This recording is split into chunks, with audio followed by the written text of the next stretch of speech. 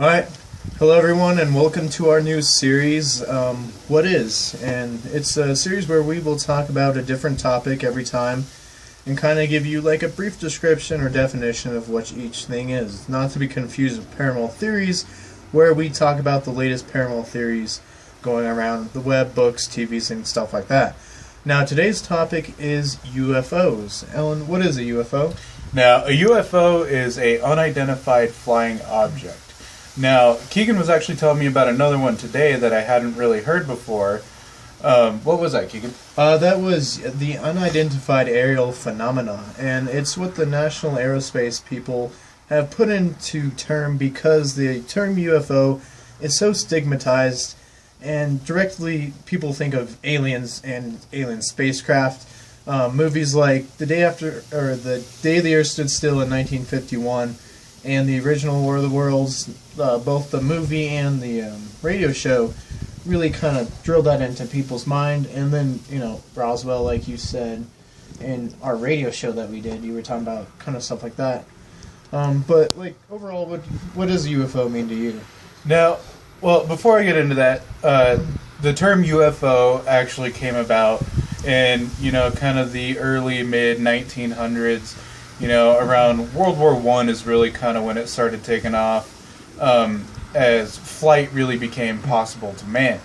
Our pilots would see things in the air that they didn't recognize as something they had ever seen before, and especially around the time of World War II, with the technology boom that was going on, a lot of pilots had hundreds of hours of flight time, and they could pretty much pick anything out of the air as what it would be. It didn't matter if it was domestic or not. So UFO originally had nothing to do with aliens. It was just something that was seen flying in the air that we didn't know what it was. And like Keegan was saying, that's just something that's kind of got pounded in our head over the years, that UFO is exactly linked to extraterrestrials or alien life of some sort. Now, we've all had, some form of UFO experience or heard someone that's had one. I was a part of a very big one when I was about 6 years old. I was actually present for Phoenix Lights. I was living in Phoenix at the time, which was amazing to see, don't get me wrong.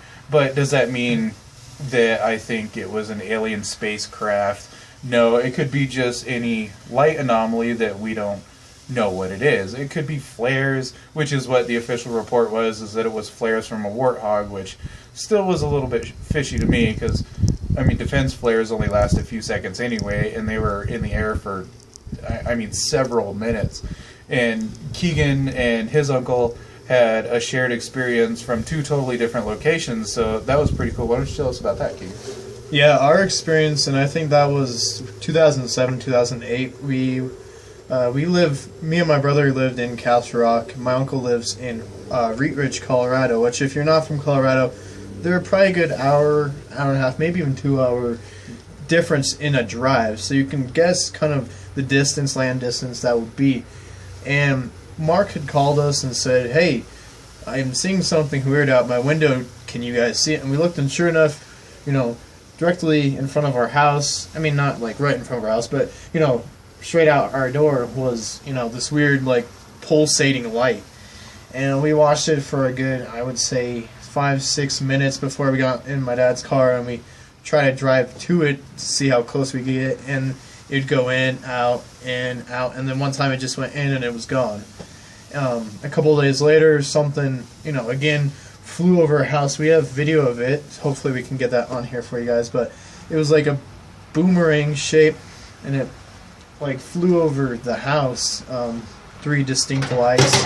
And I'm not saying it's like an alien. It might be unidentified, like military aircraft or something like that, but it was definitely something weird and something that stuck with us. And another term commonly associated with UFOs, I guess, would be flying saucers, and that term was, I guess, misinterpreted, because in 1947 Kenneth Arnold, who was a private flyer, he piloted his own aircraft just for fun. He was flying in Washington, and he encountered 9 UFOs, And when he was describing them, he said, they were triangular in shape, but they moved kind of like a saucer moves if you rotate a saucer. And that turned into, they were shaped like saucers, and people started seeing like saucer-shaped, things. They call them flying saucers. And then going back to what I said earlier about, the day the Earth stood still and War of the Worlds, that really bred into people's minds, hey, they're alien in nature. Which, they could be. They could be people from the future if time travel was ever possible. Or they could just be military aircraft or just natural life phenomena. And that's what would be cool to kind of investigate, and that's, I guess, why we're doing this as our first What Is videos, because we want to start, broadening the paranormal spectrum. Paranormal is such a huge field. It's not just ghosts, and it's not just UFOs. There's cryptids, and there's other things. So we want to try to do all of that. Help more people, learn more about the entire field. We're going to start doing UFOs. We're going to do cryptids for sure, and along with our ghost hunting, obviously. But I think we're all excited about that. Yeah, it's definitely something new for us to get into. And just right there, what Keegan was talking about with the paranormal, there's another excellent example of word association and kind of the way the human mind works, is that when he says paranormal, a lot of you people out there probably think, oh, paranormal is just ghosts and demons. And like Keegan was saying, paranormal is anything that's parapsychology, anything that just something that doesn't link up with things that we know. So, I mean, ghosts, demons, angel sightings. If you people are ever on YouTube late at night, I know you've seen those. There's also the cryptids and the UFOs. There's just a huge, broad spectrum of things that fall underneath the paranormal. It's just not just ghosts. It's just things that really don't have a definition, and they're not fact yet, but there's enough sightings that something's going on there.